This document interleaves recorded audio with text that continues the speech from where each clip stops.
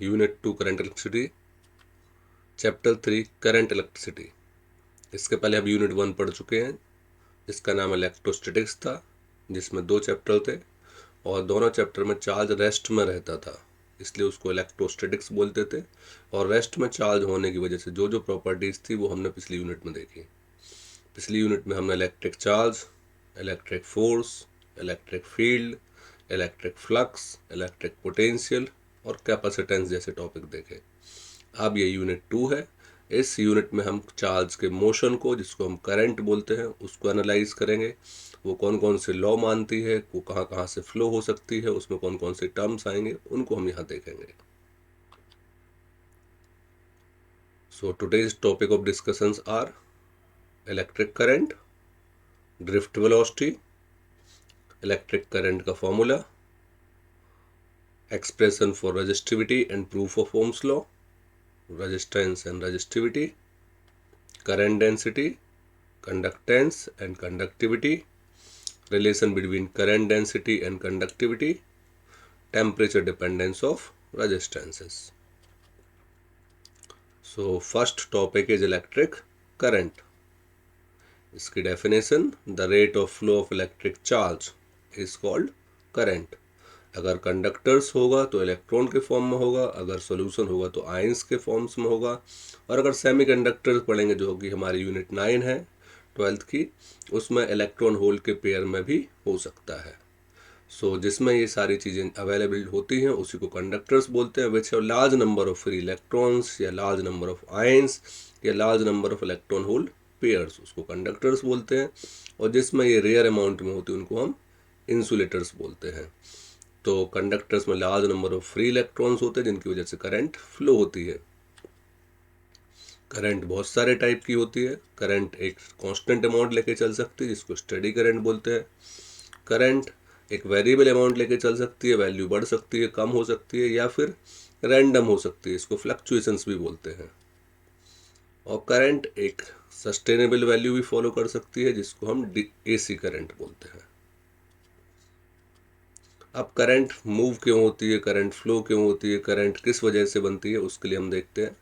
तो current flow करने वाले जो कंडक्टर्स हैं, करंट फ्लो करने वाले जो मटेरियल्स हैं, उनको हम कंडक्टर्स बोलते हैं। उनमें बहुत सारी अमाउंट में फ्री इलेक्ट्रॉन्स होने चाहिए। जिसमें large number of free electrons होंगे वही कंडक्टर कहलाएगा, जिसमें नहीं होंगे वो कंडक्ट नहीं करेगा। तो अगर हमने मान लिया यहाँ एक कंडक्टर है जिसकी लेंथ L है, एरिया क्रॉस सेक्शन A है, और जिसको हमने एक पोटेंशियल दे दिया। अगर हम पोटेंशियल नहीं देंगे तो भी ये इलेक्ट्रॉन्स मूव कर रहे होंगे, लेकिन इनमें कोई डायरेक्शन नहीं होगी, इनकी नेट वेलोसिटी 0 होगी। लेकिन जैसे ही हम इसको एक पोटेंशियल देंगे तो पोटेंशियल की वजह से इलेक्ट्रॉन नेगेटिव से रिपेल होंगे और पॉजिटिव से अट्रैक्ट होंगे। तो इलेक्ट्रॉन फ्लो होंगे नेगेटिव टू पॉजिटिव, और उसके अपोजिट हम मानते हैं कि करंट फ्लो होती है पॉजिटिव टू नेगेटिव। और अब हमारे पास मान लेते हैं अगर ये इलेक्ट्रॉन फ्लो हो रहे हैं तो बहुत सारे इलेक्ट्रॉन्स होंगे उस कंडक्टर्स में जो एक दूसरे को कोलाइड भी कर रहे होंगे, उनके बीच में और दूसरे इलेक्ट्रॉन्स आ रहे होंगे जो उसका पाथ भी चेंज कर रहे होंगे। तो कोलिजन से पहले उनकी वेलोसिटी मैक्सिमम होगी, कोलिजन होने के बाद वेलोसिटी 0 हो जाएगी। लेकिन यहाँ पे इलेक्ट्रिक फील्ड है तो फिर से उसको एक्सेलरेट करेगा और फिर वो उसको उसकी मैक्सिमम वेलोसिटी तक फिर ले जाएगा और फिर दोबारा फिर कोलिजन हो जाएगा। तो जो मैक्सिमम वेलोसिटी अटेंड करता है उसको ड्रिफ्ट वेलोसिटी बोलते हैं, जो जिससे वो अगले इलेक्ट्रॉन को एक्सेलरेट करता है। और दो कोलिजन के बीच की जो डिस्टेंस है उसको हम फ्री पाथ बोलते हैं। दो कोलिजन के बीच का जो टाइम है उसको हम रिलैक्सेशन टाइम बोलते हैं। The distance between two successive collision is called free path. The average of free path of an electron is called mean free path. The time taken between two successive collision is called relaxation time. और relaxation time को हम यहाँ tau से show करते हैं। Initial velocity 0 है collision के बाद और फाइनल वेलोसिटी वी है। इसी वी को हम ड्रिफ्ट वेलोसिटी बोलते हैं। So V is equal to आ गया ए टाउ। और अगर अब हम यहाँ देखें तो फोर्स जो लग रहा है वो इलेक्ट्रिक फील्ड लगा रहा है तो F equal to Q E. यहाँ पर जो जिस पर लग रहा है वो इलेक्ट्रॉन है तो माइनस ई। और इसी फोर्स की वजह से एक्सेलरेशन हो रहा है तो F equal to M A. और दोनों को इक्वेट किया तो M A equal to minus E या A equal to minus E upon M. So V D is equal to आ गया minus E upon M into tau. ये expression हो गया ड्रिफ्ट वेलोसिटी के लिए। अब यहाँ कुछ सिंबल्स हम इस आगे वाले टॉपिक्स में यूज़ करेंगे, उनको देख लेते हैं। VD जो होगा वो ड्रिफ्ट वेलोसिटी के लिए यूज़ होगा, A एक्सेलरेशन के लिए, टाउ रिलैक्सेशन टाइम के लिए, E इलेक्ट्रिक फील्ड के लिए, small e charge of electron के लिए, small m mass of electron के लिए, capital N total number of electron के लिए, small n number of electron per unit volume या नंबर डेंसिटी ऑफ इलेक्ट्रॉन के लिए, small l length of conductor के लिए, और capital A area cross section के लिए। Now next, relation between current and drift velocity. यहाँ जो रिलेशन आएगा that is I equal to NEA/VD। इसको हम नावेद के फॉर्म में भी, हिंट के फॉर्म में याद कर सकते हैं। इसको प्रूफ करते हैं तो सबसे पहले I इक्वल टू Q/T, इससे हमारे पास आ जाएगा Q is equal to I/T। First equation मान लेते हैं हम इसको।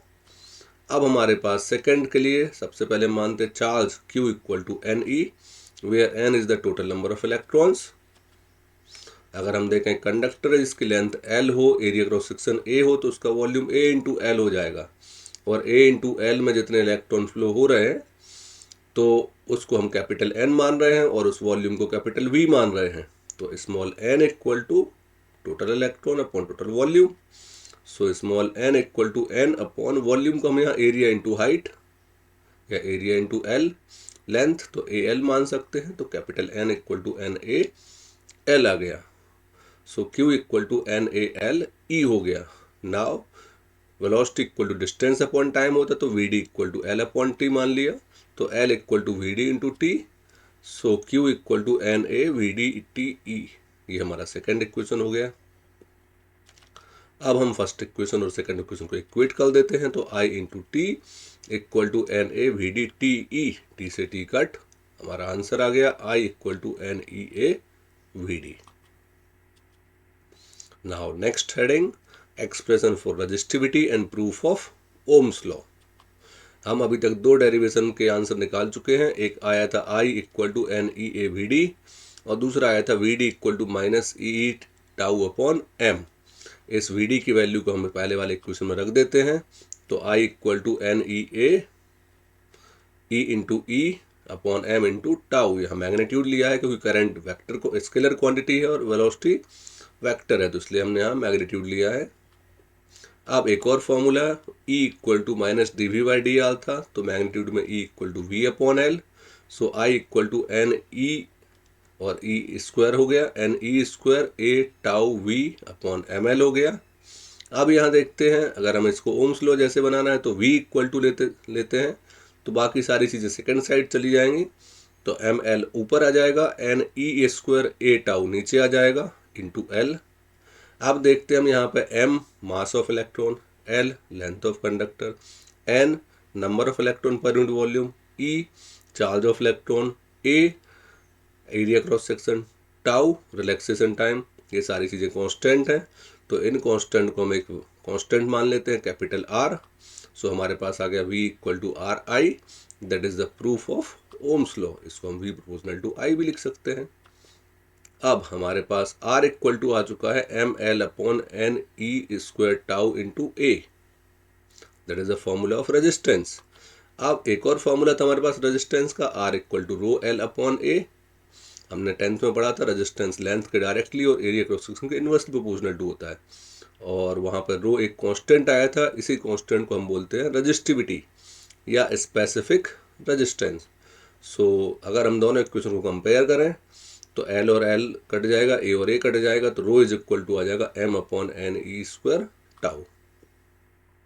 ये फॉर्मूला हो गया रेजिस्टिविटी के लिए। ध्यान रखिएगा रेजिस्टिविटी का फॉर्मूला है M upon NE square tau.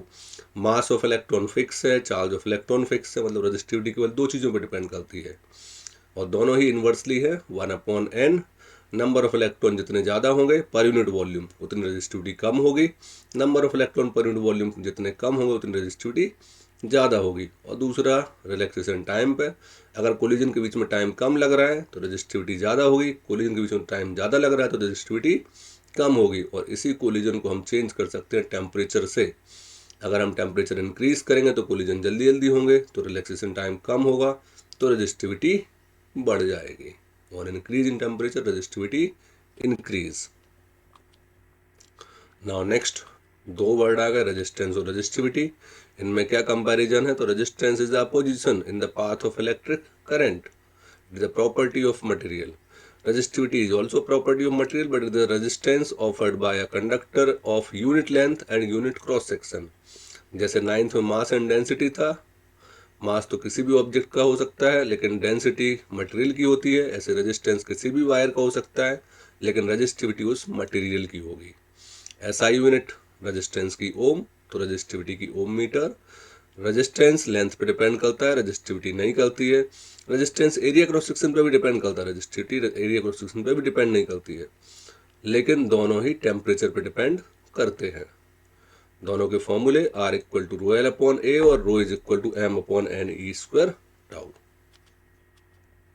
Now next topic, कुछ छोटी छोटी डेफिनेशंस। Current density, current per unit area is called current density, और ये पहली डेंसिटी है जो वेक्टर क्वांटिटी है। करंट डेंसिटी को जे से शो करते हैं, J is equal to I upon A, या N E A V D में से ए कट जाएगा तो एन ई वी डी, और हम बोल सकते हैं कि I is the dot product of J and A, क्योंकि जे भी वेक्टर क्वांटिटी है और ए भी वेक्टर क्वांटिटी है, लेकिन करंट एक स्केलर क्वांटिटी है। Second definition, conductance, the reciprocal of resistance is called conductance. इसकी यूनिट मोह, ओम इनवर्स या साइमन होती है। Next, conductivity, the reciprocal of resistivity is called conductivity. इसको सिग्मा से रिप्रेजेंट करते हैं और इसकी यूनिट मोह मीटर इनवर्स, ओम मीटर होती है पिछले वाले की रेजिस्टिविटी की, तो इसकी मोह मीटर इनवर्स या ओम इनवर्स मीटर इनवर्स या siemens metre inverse. Rho is equal to M upon N E square tau निकाला था, तो रो का reciprocal sigma N E square tau upon M हो जाएगा। Now relation between current density and conductivity, J equal to sigma E proof करना है हमें। I equal to N E A V D हम पहले निकाल चुके थे। V D is equal to minus E tau upon M होता है, वैल्यू रख दी हमने।